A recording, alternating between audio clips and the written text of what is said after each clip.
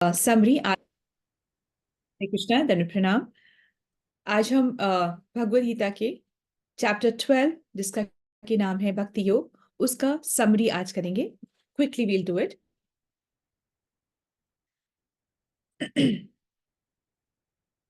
सो chapter जो 11 था उसमें भगवान ने बताया था कि अर्जुन तुम इस, क्योंकि जो चैप्टर 10 था उसमें भगवान ने अपनी कुछ 82 विभूतियां क्वालिटीज के बारे में भगवान ने खुद से बताया था। फिर अर्जुन को कहा कि अर्जुन तुम कितना जानोगे, क्योंकि मैं तो अपने एक अंश मात्र से ये पूरी सृष्टि को समेटे बैठा हूं। फिर अर्जुन वंडर करने लग गया कि ऐसे कैसे हुआ, ऐसे कैसे होता है कि एक अंश मात्र में आप पूरी सृष्टि को समेट के बैठे हो। ऐसा नहीं था कि अर्जुन नहीं समझ रहा था, परंतु वो कभी कभी क्या होता है, प्रश्न करते हैं जिससे कि दूसरों को इससे लाभ हो सके, इसलिए वो प्रश्न करते हैं। तो उन्होंने प्रश्न किया कि मैं ये देखना चाहता हूँ कि ऐसे कैसे हो सकता है कि आप अंश मात्र से पूरी सृष्टि को समेट के रखते हैं। तो कृष्ण ने कहा ओके, क्योंकि अर्जुन सखा भी है और भक्त भी है, तो भक्त और सखा दोनों की कैटेगरी इतनी उच्च होती है कि भगवान ने कहा ठीक है, तो मेरा यूनिवर्सल रूप देखो, मतलब मेरा तुम विश्व रूप तुम देखो, मैं तुमको वो दिखाता हूँ। विश्व रूप देख करके अर्जुन जो थे वो भयभीत हो गए। भय भय में रहना भक्ति के लिए बिल्कुल भी फेवरेबल है ही नहीं। तो भक्ति का तो फर्स्ट एलिमेंट होता है कि भय दूर हो जाता है। तो वो भयभीत हो गए। अब पहली बात तो ये, वो भय भी उनका भय जाना था। दूसरी बात क्या था कि ना कोई भी ऑर्डिनरी या कोई भी मायावादी जो हो, वो अगर इस विश्व रूप को, विराट रूप को देखे, जिसमें कि ब्रह्मा भी हैं, इसमें शिव भी हैं, please be mindful of the mic, किसी का माइक ऑन है, तो जिसमें कि ब्रह्मा भी हैं और जिसमें कि शिव भी हैं, तो वो सोचेगा यही एक्चुअल भगवान का रूप है, भगवान यही है।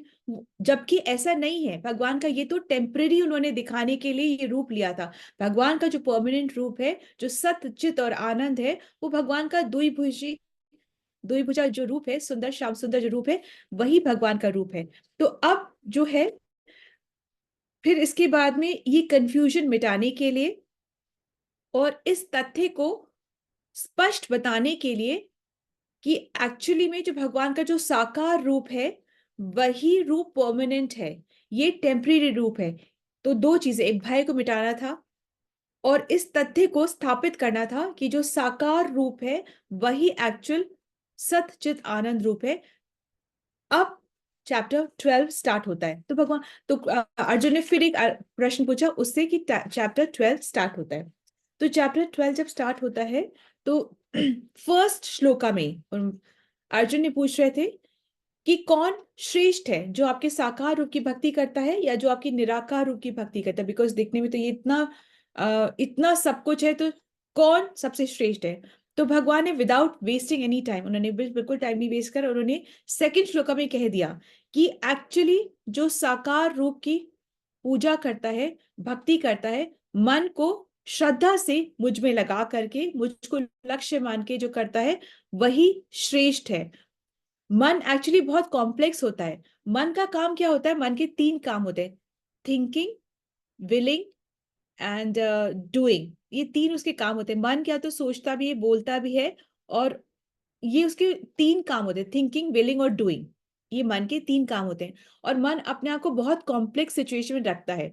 परंतु अगर जो मन को ही कृष्ण को दे दे, जो अपनी बुद्धि को ही कृष्ण को दे दे, और फिर उसके बाद में वो भक्ति करे, श्रद्धा से भक्ति करे, भगवान कहते हैं वो मुझे बहुत प्रिय है। ठीक है, क्योंकि हर हर व्यथा, हर दुख, हर चीज कहाँ से स्टार्ट होती है, हर चीज, हर मन से। दुख मन से स्टार्ट होती है। तो भगवान कहते तो मन मुझे दे दो।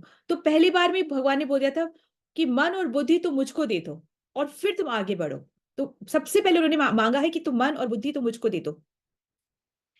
अब जो ब्रह्म ज्योति को जो बिलीव करते हैं, वो ये भी सोच सकते हैं कि हम भगवान में मर्ज होना चाहते हैं। तो एक्चुअली मर्ज होना, जैसे मर्ज होना ज्यादा इंपॉर्टेंट है कि किसी का सानिध्य में ज्यादा इंपॉर्टेंट है।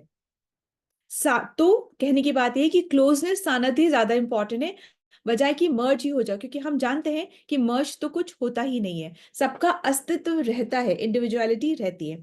थर्ड श्लोक में आते हैं। थर्ड श्लोक में भगवान कह रहे हैं कि जो, तो अर्जुन एक्चुअली पूछता है कि फिर जो निराकार रूप की भक्ति करे उनका क्या होता है, उनका क्या गंतव्य है और उनका क्या होता है।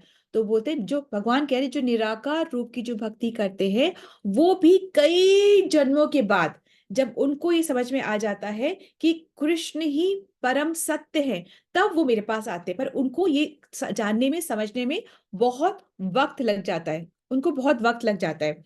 और फिर उनका जो ये पाथ है, जो ये जर्नी है, वो बहुत ही कष्टदायक है, आसान नहीं है, बहुत कष्टदायक है। क्यों? क्योंकि निराकार जो भक्ति कर रहे हैं, उनको अपने इंद्रियों को कंप्लीटली वश में करना है, कंट्रोल बंद ही कर लेना होता है।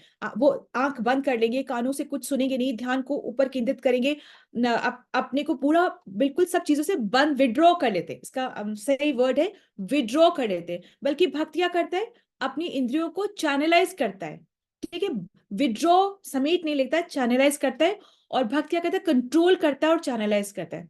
दो दो सी आ गए, कंट्रोल करता है और चैनलाइज करता है अपनी इंद्रियों को। अच्छा, निराकार जो होते हैं उनको क्या होता है, उनको सबके प्रति समभाव रखना पड़ता है, आसान नहीं उनकी डगर। उनको सबके प्रति समभाव रखना पड़ता है, सबके कल्याण का भी सोचना पड़ता है, ऐसे नहीं कि बिना कल्याण सोचे, उनको सबका कल्याण का भी सोचना पड़ता है। और फिर उसके बाद में वो वो मेडिटेट करते हैं, ध्यान में आते हैं। और ध्यान किसका करते हैं वो ध्यान किसका करते हैं कि अच्छे ब्रांड्स की शॉपिंग करें, उसका ध्यान करते नहीं। वो भी ध्यान किसका करें, उस सर्वव्यापी का, अकल्पनीय का, अपरिवर्तनीय का, अचल का, ध्रुव का, मतलब जो वो उसी बिल्कुल डिटर्मिनेशन से उसी पर ही ध्यान कर रहे हैं। अल्टीमेटली वो कृष्ण पर ही ध्यान कर रहे हैं, परंतु उनका तरीका बहुत कष्टदायक होता है। ठीक है, और ये बहुत बहुत रेयर होता है, हर एक कोई कर भी, किसी के बस की बात भी नहीं होती है। कोई जितना भी चाहे कि हम करना चाहें, तो एक्चुअली तो चाहना बहुत रेयर है। और उसके चाहने के बाद उसको हासिल कर पाना उससे भी ज्यादा सुदुर्लभ है, बहुत ज्यादा रेयर है। ठीक है, उसके बाद में हम फिफ्थ में आते हैं। फिफ्थ में ये फिर वो कह रहे हैं कि जो भक्त है वो वो बहुत आसानी से और सीधे रास्ते से मेरे पास आ जाता है। और जो निराकार भक्ति में जाते हैं, उनका जो रास्ता होता है वो बहुत ज्यादा डिफिकल्ट होता है। उसके बाद में हम सिक्स और सेवन्थ में आते हैं। सिक्स और सेवन में बोलते हैं कि एक रास्ता बहुत क्लेश का है और दूसरा रास्ता बहुत सुगम है। ये पता कैसे चला? ये पता तब चला जब हमने सुना, हमने श्रवण करा। तब हमको पता चला कि अच्छा, दो रास्ते हैं। अच्छा, ये वाला बहुत डिफिकल्ट है, ये वाला बहुत आसान है। तो जब हमने सुना, तब हमें पता चला। और जब हम सुना, कहाँ से सुना? आचार्यों के मुख से सुना, भगवत गीता से सुना, श्रीमद् भागवतम से ही सुना। तब हमें एक ज्ञान का पता चला। श्रीमद् भागवतम में और श्रीमद् भगवत गीता में भगवान खुद अपने मुख से कहते हैं कि ये आसानी वाला जो रास्ता है भक्ति का, जो मेरी भक्ति करते हैं, चित्त को और बुद्धि को मेरे में लगा के रखते हैं और मेरे लिए जो कार्य करते हैं, उनको मैं बहुत आसानी से तार देता हूँ, पार लगा देता हूँ।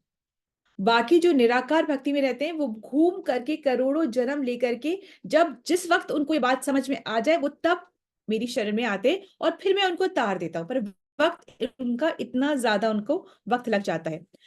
अब इसके अंदर में सिक्स और सेवन में तात्पर्य यह है कि वैकुंठ लोक में आत्मा को ले जाने के लिए भक्त को अष्टांग साधना की आवश्यकता नहीं है।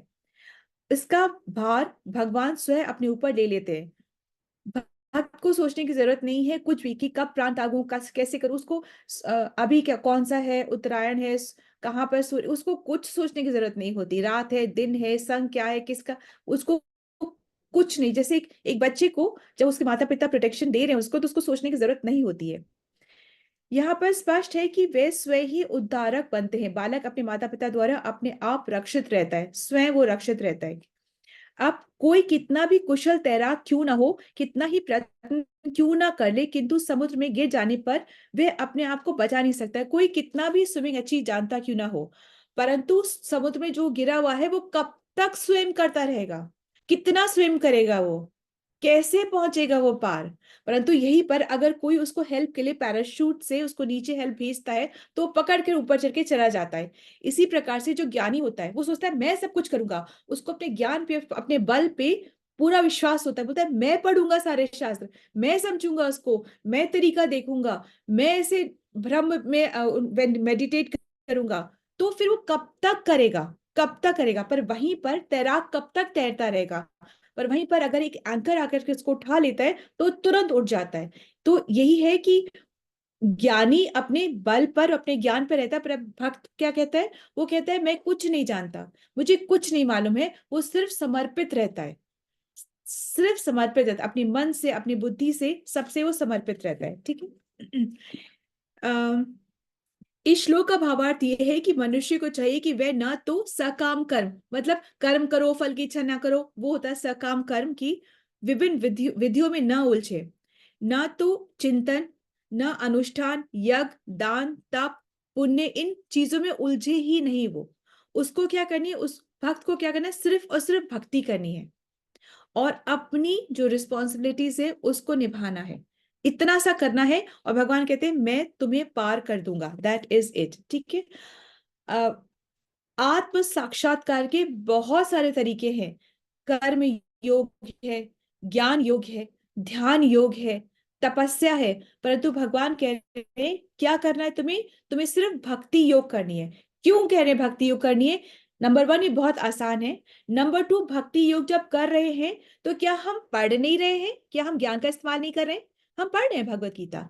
भक्ति योग जब हम करते हैं, ये जो भक्ति योग की नाव में बैठे हैं, हम पढ़ भी रहे हैं, हम ध्यान भी कर रहे हैं, हम परोपकार भी कर रहे हैं, हम नाम जप भी कर रहे हैं, हम श्रवण भी कर रहे हैं, हम कीर्तन भी कर रहे हैं। इतना स्मार्ट मूव है ना ये भक्ति योग का, इसके अंदर सब आ रहा है। हम दूसरों को का हित भी करें, दूसरों की रिस्पेक्ट भी करें, अपना सम्मान ढूंढ भी नहीं रहे, हम सब कुछ कर रहे हैं इस भक्ति योग में। तो भगवान कह रहे हैं सिर्फ इस भक्ति योग की नाव में रहो और इसके बैठ करके सारा काम करो। पढ़ो भी, ध्यान भी लगाओ, मेडिटेट भी करो, सोचो भी, तर्क भी करो, वितर्क भी करो, सब कुछ इसमें बैठ करके करो। ठीक है। अब आ रहा है 8 वाला श्लोक। 8 श्लोक में भगवान बता रहे हैं कि तुम मन और बुद्धि मुझ में दे दो। टॉप की बात है मन को भगवान को देना, क्योंकि मन ऐसे इमोशंस होते हैं मन में, वो ऐसे आसानी से दिए नहीं जाते। भगवान कहते हैं मन और बुद्धि दोनों मुझको दे दो। 9th, उससे क्या होगा? उससे तुम्हारा जो जर्नी है बहुत आसान हो जाएगी और तुम मेरे पास आ जाओगे, इतना इतना जल्दी हो जाएगा। 9th में श्लोक में कह रहे हैं कि तुमसे अगर मन और बुद्धि नहीं दी जाती, बोलते हैं हम बोले नहीं हमसे नहीं हो रहा, तो भगवान कहते हैं अच्छा ठीक है, तो तुम अभ्यास करो। किस चीज का अभ्यास करो? 4 रेगुलेटिव प्रिंसिपल, जो 4 नियम दिए गए हैं उसको पालन करने का तुम अभ्यास करो। ठीक है। जब तुम अभ्यास करोगे तो क्या होगा? तो तुम्हारी इच्छा उत्पन्न होगी कि मैं मन और बुद्धि को भगवान को दे दूं। ठीक है। तो तुम अभ्यास करो, अपने 4 रेगुलेटिव प्रिंसिपल्स का तुम करो। अगर फिर उसके बाद में अगर भगवान फिर 10th में कह रहे हैं, कोई बोले कि मुझसे तो साधना भी नहीं होती, इतना टाइम ही किसके पास है, रोज के काम पूरे हो जाए तभी होना, हमसे साधना भी नहीं होती। तो भगवान कह रहे हैं अच्छा तुम कृष्ण मेरे लिए काम करो, वर्क फॉर मी, मेरे लिए काम करो, तुम मेरे लिए मंदिर बनाओ, दान दो, चैरिटी दो, ये सब करो। कोई बोलता है अरे तो हम काम करें और आप ही के लिए करें, अपना ना करें, हम अपना ना करें। तो अच्छा भगवान बोलते हैं अच्छा ठीक है, तुम अपने लिए करो, तुम काम करो, तुम अपने लिए करो, उस अपने काम में से जो तुम जॉब करे थोड़ा सा मुझे भी दान, मेरे मंदिर बनवाने में, मेरे बुक वितरण में, बुक डिस्ट्रीब्यूशन में, प्रसादी खिलाने में, उसमें थोड़ा सा दे दो। करो अपने लिए काम, अपने लिए कमाओ, अपनी फैमिली करो, इसमें से थोड़ा सा मुझे दे दो। घर बनाओ, मंदिर मेरे लिए कर लो, खाना खाओ, प्रसाद लगा करके खाओ, जो भी कुछ करो मुझसे डवटेल करके तो कर ही सकते हो, इतना तो तुम कर ही सकते हो।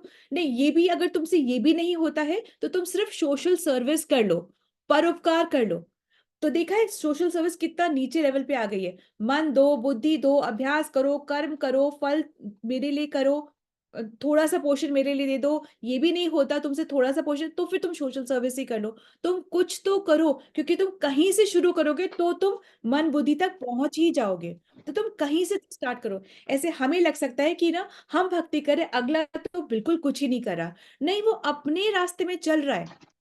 तो भगवान जरूर कह रहे हैं कि वो जो कर रहा है वो बिल्कुल खास, कुछ खास नहीं कर रहा है, परंतु हम ये नहीं सोच सकते कि वो कुछ खास नहीं कर रहा है।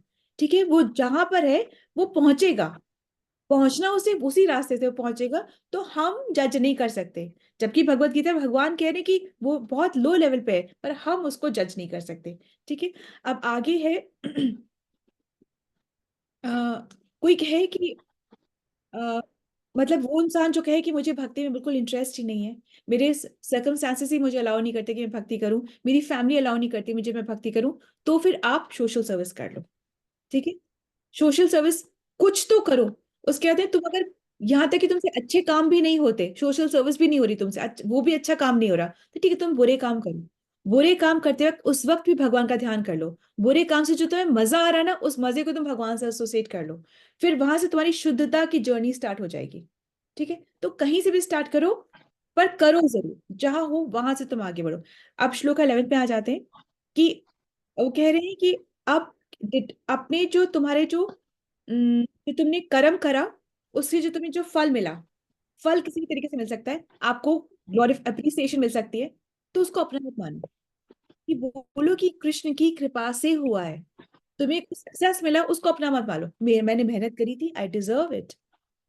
अपना मत मानो, कृष्ण को अर्पण कर दो। सक्सेस, ग्लोरिफिकेशन को, स्टेटस को, सब कुछ को भगवान को अर्पित कर दो। सुख भी तेरा तो दुख भी तेरा, दुख भी तेरी कृपा है भगवान, तुमने मुझे दुख मेरी शुद्धि के लिए दिया है, सुख दिया है तो थैंक यू कृष्णा।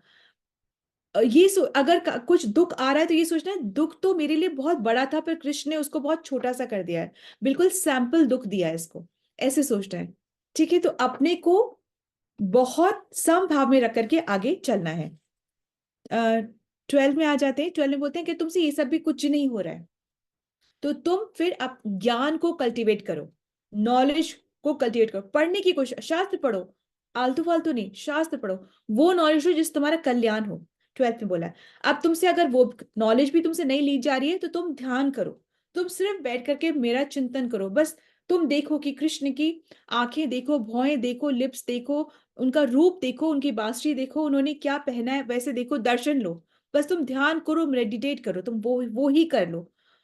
और भगवान ने कहा है मेडिटेशन जो है भगवान पर, मेडिटेशन नॉलेज लेने से ऊपर है, क्योंकि नॉलेज से क्या होगा, हम खाली बहस करना सीखेंगे। अब हमें अपने आप में ईगो आएगा कि हम तो लोगों से जीत सकते हैं, हम तो लोगों को बहुत इंप्रेस कर सकते हैं, हमें तो बहुत नॉलेज है, हम तो लोगों को ये बता सकते हैं, कोई मेरी नॉलेज के आगे जीत के बताए, तो उससे हमें घमंड ही आता है। नॉलेज के ऊपर है ध्यान, उसमें हमको और ह्यूमिलिटी आती है।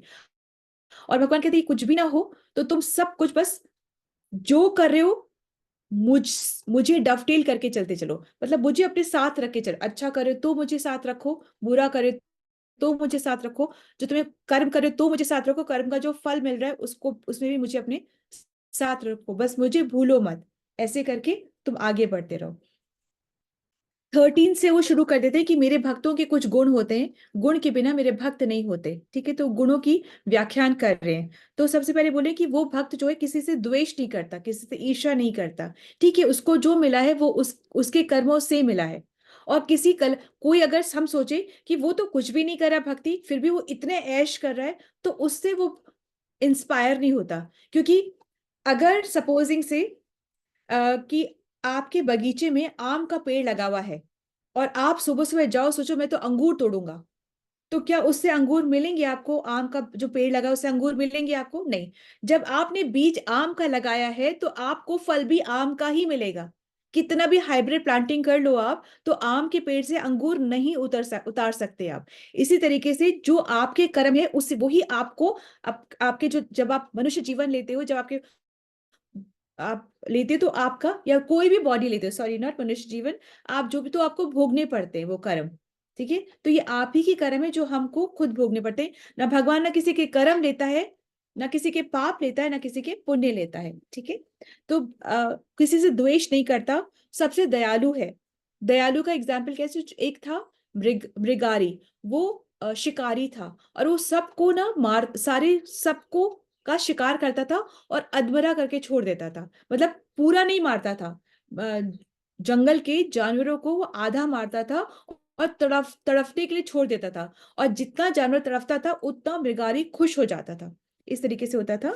सो एनीवे, तो आ, सब भक्ति में पलट जाते हैं। ठीक है, और जो अपने आप को स्वामी स्वामी नहीं मानता, ये कौन है? ये पुरी के जैसे राजा है ना, आज भी जब रथ यात्रा होती है ना, तो अपने आप को स्वामी नहीं मानते, बोलते हैं मैं तो एक सेवक हूं। और ये बताने के लिए ही वो सड़क की झाड़ू लगाते हैं, सड़क पर झाड़ू लगाते हैं। ठीक है, मिथ्या अहंकार से मुक्त होता है कि मैं राजा हूं, ऐसे नहीं। वो भी सेवा करता है, सुख दुख से संभाव रहता है। परीक्षित जब राजा था तो बहुत सुखी सुखी सुखी अवस्था में थे। जब उनको वो श्राप मिला तो दुखी हो गए, परंतु फिर भी वो समभाव में रहे। उनमें वो कैपेसिटी थी कि वो अपने श्राप को बदल सकते, पर उन्होंने ऐसे नहीं किया।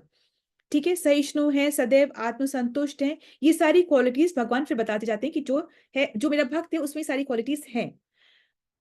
अगर क्वालिटीज है और भक्त नहीं है तो उससे कोई फायदा नहीं है। क्वालिटीज में से पकड़ो अपनी क्वालिटी को, तुम अच्छे हो तो तुम भगवान के बारे में सुनो।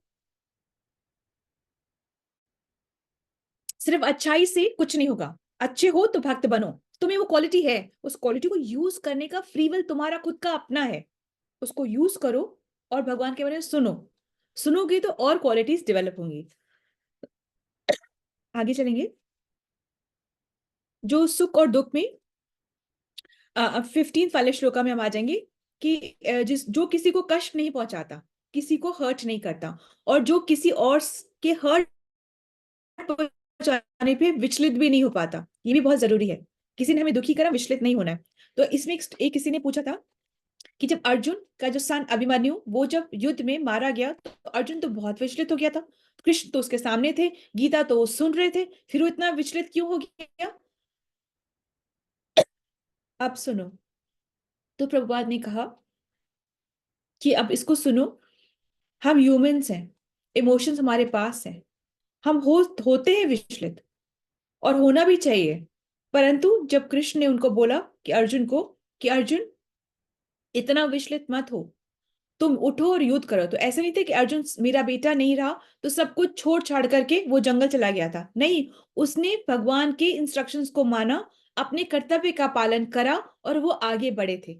ठीक है, सो ये मनुष्य है, इमोशंस हैं, पर डील करना भी आना चाहिए। क्या कौन हेल्प करेगा डील करने के लिए? ये शास्त्र हेल्प करते हैं इमोशंस को डील करने के लिए, इमोशंस को रेगुलेट करने के लिए। ठीक है, 16 श्लोका में चलेंगे कि वो क्या है, मेरा भक्त जो कि सामान्य कार्यकलापों पर आश्रित नहीं होता, जो शुद्ध है, जो चिंता रहित है, दक्ष है। दक्ष कौन होता है? जो कि प्रायोरिटी पे काम करता है, जो इंपॉर्टेंट है उसको पहले करेगा, जो अनइंपॉर्टेंट है वो बाद में करेगा। ये नहीं कि पढ़ाई करनी है और व्हाट्सएप खोल करके और उसी में 2 घंटे हमने लगा दिया, या इंस्टा खोला और उसी में हमने 2 घंटे लगा दिए, पढ़ाई को हम भूल ही गए। ऐसे नहीं करना है। ठीक है, इस तरीके से वो वो वो किसी फल के लिए प्रयत्नशील नहीं रहता। मतलब कि कोई बहुत ही हाई अचीविंग एम है इस भौतिक जगत के लिए कि मैं इतना कमाऊं कि हर शहर में मेरा घर हो और कम से कम 2 गाड़ी तो हो। ये फालतू की बातें। ठीक है ना, इसके लिए अपने जीवन को खर्चने की जरूरत नहीं होती है, क्योंकि रहना तो एक ही घर में होता है, गाड़ी में तो एक ही बैठेंगे, रोटी तो 2 ही खानी है। तो अपनी जो इच्छाओं को नियंत्रित करके उस पे काम उतना जरूर करना है कि जितने हम कंफर्टेबली रह सके। अगर एक घर ना हो तो कोई पेड़ के नीचे तो भक्ति होगी नहीं। घर होना, पेट भरना इतना जरूरी है, परंतु अननेसेसरी वो प्रयत्न करना, अनइमेजिनेबल इमेजिनेबल या अनबिलीवेबल एस्पिरेशंस रखने में कोई फायदा नहीं है। आगे हम बढ़ते हैं, 17 श्लोक में जाएंगे कि वो ना तो हर्षित होता है, ना शोक करता है, ना पछताता है, ना इच्छा करता है, ना शुभ अशुभ। शुभ अशुभ दोनों कार्यों में वो पड़ता नहीं है। मतलब इस संसार में रहकर हमें, जैसे हम पहले हम बोलते हैं कि अर्जुन तो बेचारा लड़ना नहीं चाहता था, कृष्ण ही बार बार बोले लड़ो तुम, लड़ो तुम, लड़ो तुम। तो हमें वो अर्जुन का लड़ना अशुभ लग सकता है, परंतु जब हम भगवत गीता सुनते हैं तो समझ में आता है कि अर्जुन अपने कर्तव्य को निर्वाह कर रहा था, इसलिए वो उसने लड़ाई करी। तो इस संसार में हमें शुभ अशुभ हम कुछ भी मानते रहते हैं, हमें नहीं पता चलता ये शुभ है अशुभ है। तो वो शुभ अशुभ से परे रहता है और वो सिर्फ भगवान की भक्ति में आगे बढ़ते रहता है। ठीक है, फिर 18 श्लोका है, फिर 18 श्लोका और 19 श्लोका टुगेदर है कि वो ना किसी का मित्र है, मित्र और शत्रु के लिए वो समान है। अ, और अपमान मान समान रहता है। शीत, ऐसे नहीं कि उसको गर्मी और सर्दी नहीं रहती, पर फिर भी वो समभाव में रहता है। सुख दुख में वो समभाव में रहता है। यश और अपयश में वो समभाव में रहता है, और अपने आप को बुरी संगति से दूर रखता है। ये सब वो कर किस लिए रहा है? इसलिए कर रहा है जिसे वो भक्ति कर सके। खुश हर्ष में, मतलब अच्छे हुआ उसके साथ तो बहुत खुश हो जाए, पार्टी पे पार्टी करता रहे। दुखी हुआ तो इतना दुख हो जाए कि डिप्रेशन की मेडिसिन खानी पड़े। तो अब भक्ति कब होगी फिर?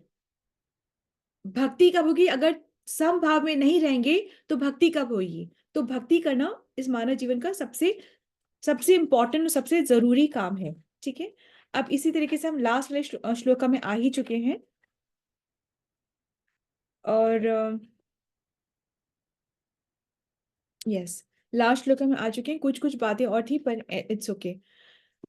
लास्ट श्लोका में आ गए हैं। लास्ट श्लोका में बोल रहे हैं कि जो भक्त, जो इस भक्ति के असर अमर पथ को, ये अमर पथ है कि हमने अगर एक बार भी कृष्ण का नाम ले लिया तो कृष्ण का नाम हमारे अकाउंट में लग गया, वो फिर कृष्ण नहीं भूलते हैं। बाकी जितने चीजें हैं ना उसका अकाउंट फिनिश हो जाता है। आपने अच्छा कर्म करा, आपको अच्छी लाइफ मिली, खत्म। और जब आपके पुण्य खत्म हो गए, लाइफ आपकी अच्छी लाइफ भी खत्म हो जाएगी। परंतु भक्ति हमारी कभी समाप्त नहीं होती, उसका कभी विनाश नहीं होता है। ठीक है, और जो मुझे अपना चरम लक्ष्य मानता है, मतलब अपना सारा काम करते करते करते करते लक्ष्य हमें कृष्ण को मानना है। ठीक है, मानता है और श्रद्धा सहित पूर्ण रूप से, मतलब कम अनन्य भक्ति से, इधर उधर मचलता नहीं है, अनन्य भक्ति से। अनन्य भक्ति करने में बिल्कुल संकोच नहीं करना चाहिए, क्योंकि कृष्ण का है जो तुम्हारे पास नहीं है वो मैं तुम्हें ला के दूंगा, और जो तुम्हारे पास है मैं तुम्हारी उसकी रक्षा करूंगा। जब भगवान कह रहे हैं तो फिर किस बात का डर है? वे भक्त मुझे अत्यधिक प्रिय हैं। सो ये बहुत इंपॉर्टेंट है, ये वाला चैप्टर जो है ये बहुत बहुत बहुत इंपॉर्टेंट है। इसको मैं बार बार पढ़ना चाहिए और इसको समझना चाहिए। इंपॉर्टेंट इसलिए कि हमें चेक रखना है कि क्या हम ये हैं, क्या इतनी सारी क्वालिटीज 35 गुण बताएं, तो हमें चेक करना है कि क्या हमें वो गुण हैं। और अगर हमें वो गुण हैं तो क्या हम उन गुणों का यूज करके भक्ति कर रहे हैं? अगर हम रिच है तो रिसोर्सेस को यूज करो। अगर हमारी बात कोई मानता है तो मौनी कौन होता है?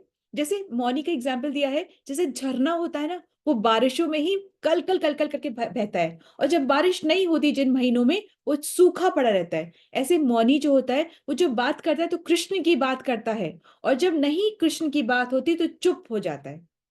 No gossip, nothing. ठीक है, इस तरीके से। तो जो कहने का तात्पर्य ये है कि हमें चेक करना है कि हम किस लेवल पे है, और उस लेवल या उस गुण का हम इस्तेमाल भक्ति के लिए कर रहे हैं कि नहीं कर रहे हैं। ठीक है, so this is the understanding. So thank you so much. This is the summary of shloka 12. Tomorrow we will do Sanskrit translation. Hare Krishna.